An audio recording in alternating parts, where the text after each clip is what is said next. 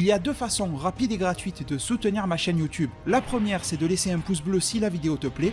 La deuxième, c'est de regarder une publicité gratuitement sur ma page Utip dont le lien est en description. Merci à tous. Salut les devins, c'est Saikyo. Vous êtes peut-être dans l'attente la plus profonde du retour de l'anime Dragon Ball Super ou au moins de son annonce.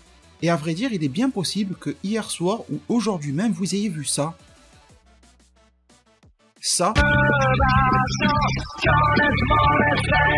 ou encore quelque chose comme ça.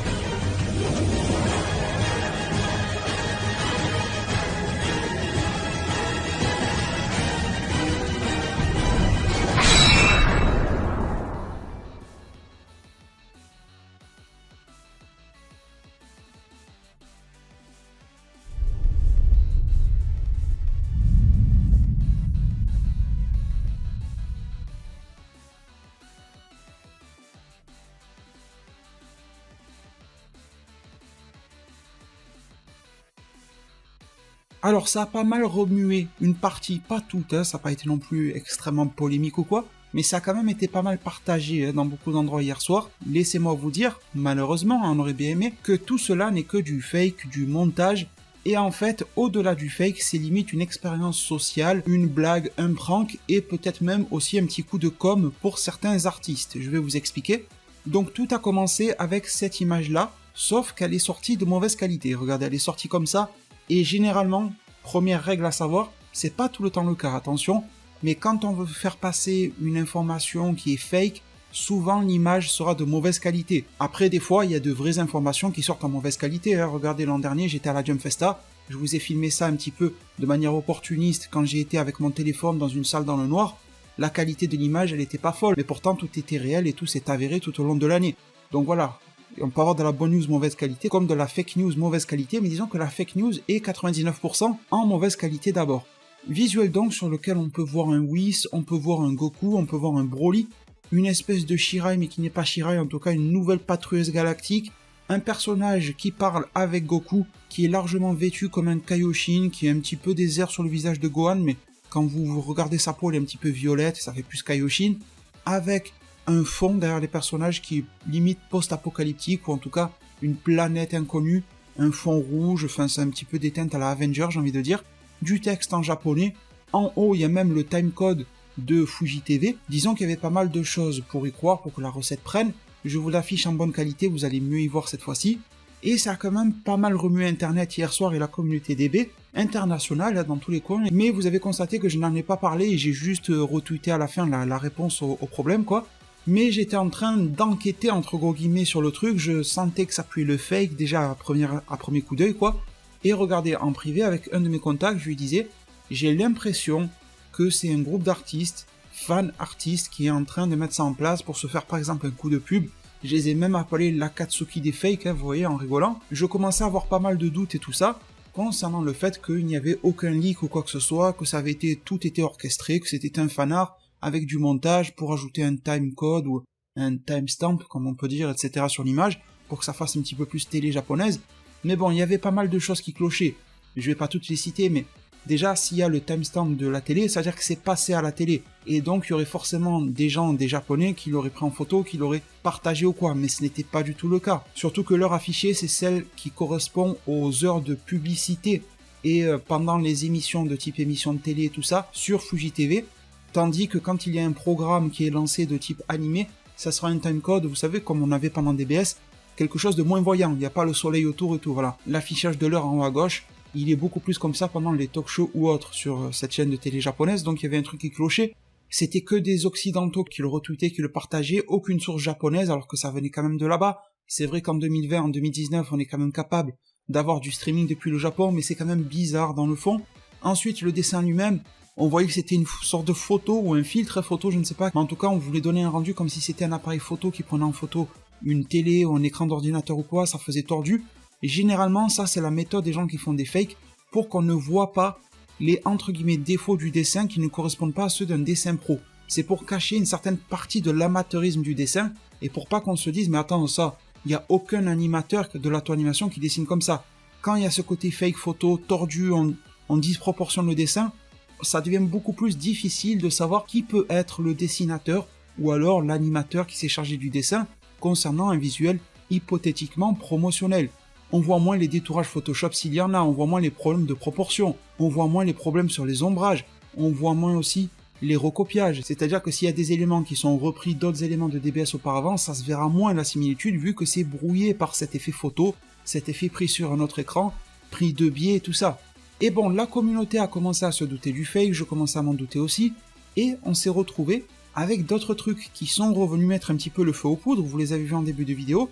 On a eu 2 vidéos, et je pense, parce que je sais qu'il y a des francophones dans le groupe d'artistes qui ont fait ces fakes, je sais pas s'ils vont tomber sur ma vidéo, mais je pense que vous aurez dû en rester sur celle-ci de vidéo, celle que vous voyez là tourner sur l'écran. Il y a toujours le timecode, le timestamp en haut à gauche en mode soleil, pourquoi pas, ça peut passer parce que ça aurait pu être diffusé lors d'un talk show ou quoi, et on se rend compte que l'on a des personnages beaucoup plus ressemblants à Goku Vegeta au style Shintani, une animation qui nous fait penser au film Dragon Ball Super Broly, etc.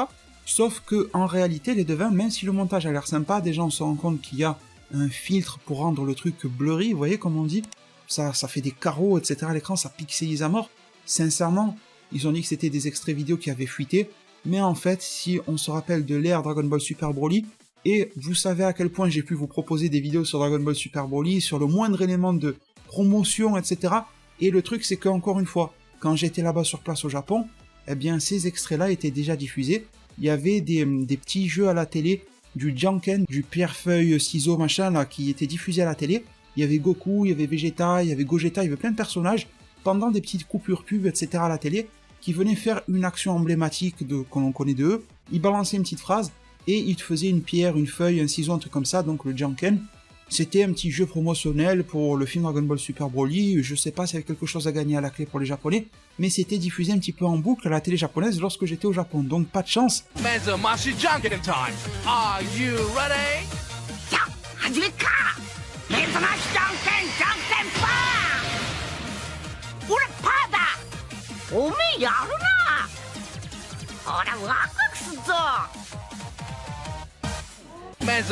Janken time. Are you ready? 勝負だ。目覚ましじゃんけんじゃんけんぽん。俺はパーだ。また会おうぜ。じゃあな。J'ai encore pu renifler le fake, et en fait ce qu'ils ont fait, c'est qu'ils ont pris un extrait de Goku, un extrait de Vegeta, ils les ont assemblés sur leur logiciel vidéo de montage, et on dirait un truc promotionnel pour un nouvel animé DBS, sauf que ce n'est pas le cas. Mais bon, vous voyez que ça aurait pu quand même berner pas mal de monde, parce que ce ne sont pas des extraits extrêmement connus, je vous les avais partagés sur Twitter et tout ça, ça avait tourné à l'époque du film, mais ce sont des extraits que l'on avait peut-être un petit peu sortis de nos mémoires. Là par contre où ils auraient dû s'en arrêter, c'est avec le 3e extrait vidéo, après qui ne t'entraîne à rien, hein. Le 3e extrait de 1 minute 20 où ils nous disent que c'est le trailer ou un truc comme ça. On voit des extraits comme une rétrospective avec les dates, en 2015 on avait Beerus, après on est passé à Zamasu, enfin le tournoi du pouvoir, récemment Broly, et là préparez-vous, après Gogeta, arrive le nouvel arc de DBS en animé. Ils nous mettent un logo Dragon Ball Super avec des écritures en japonais, je sais pas ce qu'elles veulent dire, mais très probablement qu'un nouvel ennemi arrive ou qu'un nouvel arc ou quoi arrive. C'est très sympa comme ça, avec l'espace, ça fait un petit peu patrouille galactique, côté vide intersidéral. Ça ressemble beaucoup au logo officiel que l'on avait vu. La présentation officielle Dragon Ball Super, un nouvel ennemi arrive, pour l'arc Moro en version manga, donc il y a peut-être une inspiration là-dessus, et ça concrétise un petit peu la chose. Mais là où ils se sont plantés, j'ai envie de dire sur la vidéo, c'est que derrière, ils nous ont foutu un fanart. Un fanart très connu, qui n'est peut-être même pas de eux, je sais pas, mais en tout cas c'est un fanart que vous pouvez trouver vite fait en cherchant Moro Dragon Ball Super, Moro Dragon Ball Super fanart sur Google Images. C'est un fanart en mode vertical là, qui est avec un Moro qui a l'œil qui s'allume en rouge. Voilà, c'est juste du fanart, il avait déjà été utilisé pour un fake, donc utiliser 2 fois un fanart pour un fake, même si c'est pas eux qui l'avaient utilisé auparavant, mais peut-être qu'ils savaient pas qu'un autre faker, si je peux le dire ainsi, l'avait utilisé, c'est pas forcément le plus pertinent, donc voilà.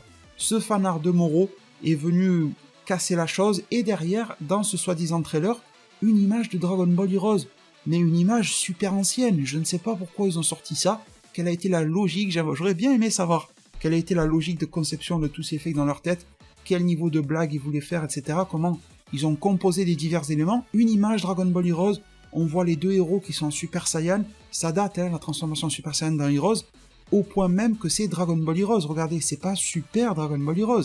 Sincèrement, j'imagine mal la franchise Heroes abandonner le Super qu'il y a devant avant un bon moment, et au pire, s'ils l'abandonnent, ça sera pour ajouter un nouveau préfixe, Ultra Dragon Ball Heroes, enfin ça veut pas dire grand chose, mais c'est juste pour vous donner l'idée.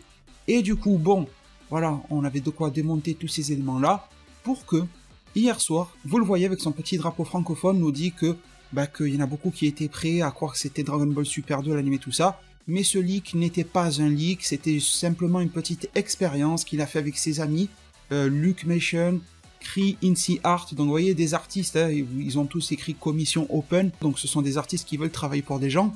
Ils ont demandé à Elordi, qui est un petit peu connu dans la communauté Dragon Ball, de donner des conseils concernant la composition de ces fakes-là, de les partager, de les relayer, de donner du fond un petit peu à tout ça. Et leur but c'était de faire une sorte d'expérience sociale, de voir à quel point leur création, leur fake, pouvait être crue et interprétée comme par les gens, par la communauté Dragon Ball, par vous et moi, comme un vrai leak sur la nouvelle série DBS. Ils ont voulu voir si les youtubeurs allaient mordre à l'hameçon, si tous les spectateurs dans leur ensemble allaient mordre à l'hameçon ou pas, si les sites d'information internationales allaient le relayer ou pas. Bon, ça a marché qu'à moitié, et je pense que ça a marché qu'à moitié pour les raisons que j'ai citées plus tôt. Il y en a d'autres aussi. Je pense que s'ils avaient voulu faire quelque chose de plus crédible, il fallait pas que ça soit que des artistes qui le relayent, avec écrit en gros dans leur pseudo commission open. Je pense que ça met un petit peu la puce à l'oreille aussi. Mais bon voilà, c'était assez drôle, regardez, il a même proposé d'autres versions, une version 2 du fake là, enfin du fanart au final là, qui a servi pour l'expérience. En version 2, donc sur la Terre, il a juste changé le background, le fond, hein, au final, derrière ces personnages qu'il a dû dessiner en format PNG transparent quoi. Et du coup, il devient un petit bonus. Alors là, la personne n'a pas du tout souhaité tromper tout le monde, mais ça a eu cet effet-là contre son propre gré. Si vous allez sur la page de FNA Renan, qui est un très très bon artiste, je trouve, excellent même lui aussi. Il a fait ce dessin-là, alors là on n'est plus sur Dragon Ball Super, on est sur Super Dragon Ball Heroes, mais je préfère vous prévenir quand même. Il a fait ce dessin-là donc, et regardez dans les hashtags qu'il a mis, Dragon Ball Super Heroes, je sais pas quoi, Gogeta, il a écrit fanart. Donc le mec s'en cache vraiment pas, parce que l'on sait, hein, de manière officielle, on a eu le teaser et tout ça, la preview, que Gogeta arrive dans l'épisode 17, ce 27 octobre, de Super Dragon Ball Heroes.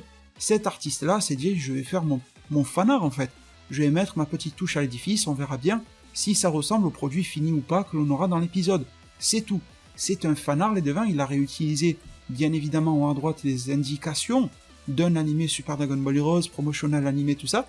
Il a quand même rajouté son tag à lui, @FNA Renan, donc ça devrait quand même mettre la puce à l'oreille sur l'aspect fanart de la chose, mais beaucoup l'ont interprété alors que c'était pas le but, vous voyez, et ont cru que c'était une vraie image qui avait leaké de l'épisode numéro 17, et malheureusement ça ne l'est pas. Les devins, j'aurais bien aimé d'ailleurs que ça ressemble à ça parce qu'il est vachement classe, peut-être qu'il apparaîtra en forme de base ou pas, on verra bien, mais cette image-là n'est que pure fanart, et lui, là, Renan ne voulait absolument faire aucune expérience sociale, juste poster son dessin, et voilà, ça a pris avec une toute autre sauce, mais bon, c'est pas très grave.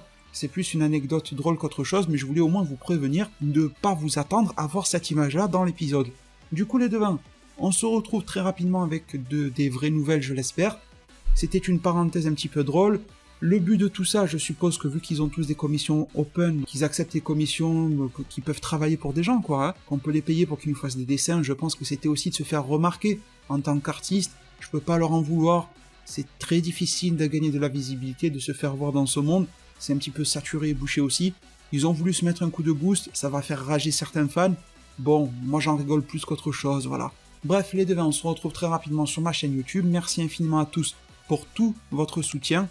Prenez tous extrêmement bien soin de votre futur. Et à plus pour de prochains arts divinatoires.